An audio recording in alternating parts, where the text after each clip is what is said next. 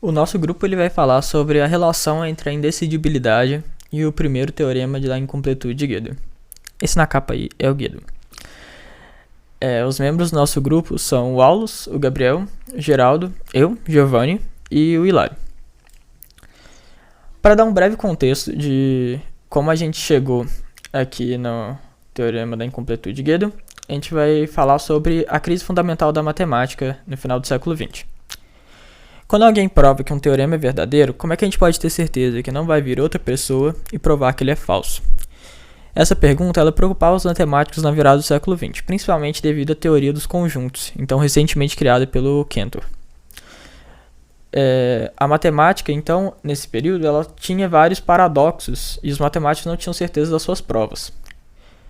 Nisso, o David Hilbert, um matemático alemão nascido em 1862, propôs, em 1921, o programa de Hilbert, com o objetivo de reformular as bases da matemática de forma rigorosa, partindo da aritmética. O Hilbert, ele colocou vários pontos nesse programa de Hilbert, e alguns desses pontos eram: ele queria que uma matemática fosse completa, onde qualquer afirmação representável pudesse ser derivada ou negada. Ele queria consistência nas demonstrações axiomáticas, onde nada pudesse ser falso e verdadeiro ao mesmo tempo, e que fosse definido um algoritmo, uma ferramenta que mecanicamente provasse ou negasse qualquer proposição. Eis que surge, então, o Gödel. Gödel foi um lógico matemático nascido em Brno, em 1906, na República Tcheca. Em 1931, o Gödel publicou seu trabalho que continha o primeiro teorema da incompletude. O Gödel provou, através dos seus teoremas da incompletude, que alcançar todos os objetivos do programa de Hilbert era impossível. O primeiro teorema mostra que um sistema axiomático que é consistente não pode ser também completo. Um sistema completo e consistente é aquele onde há uma resposta, verdadeira ou falsa, e apenas uma resposta para cada uma das possivelmente infinitas declarações que fizerem sentido dentro de sua semântica axiomática. O Gödel encontrou um método geral que permitia codificar qualquer sistema formal de forma que pudesse por ele expressar um conjunto de axiomas básicos. Para um sistema formal T, se este for suficientemente expressivo, há então uma sentença GT que não pode ser nem derivada como verdadeira nem negada. A sentença GT ela pode ser exemplificada dessa forma: a sentença GT não pode ser provada pelo sistema T.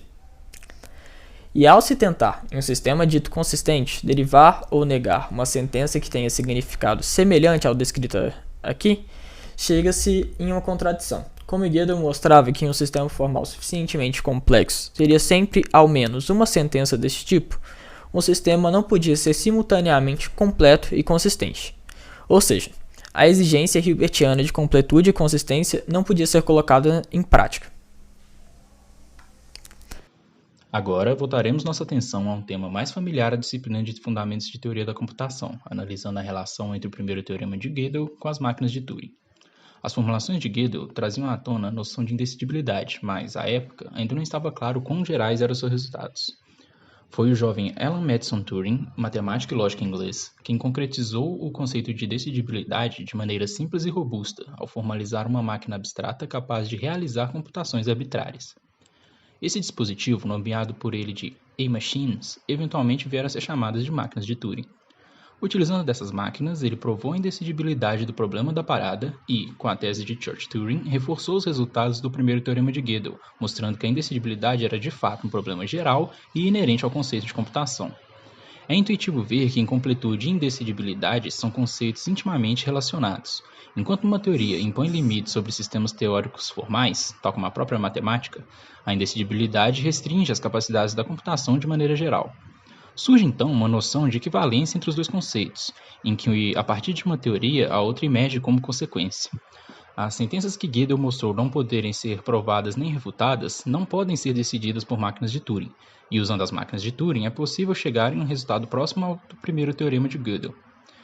Em particular, se os sistemas teóricos consistentes fossem de fato completos, o problema da parada teria de ser decidível.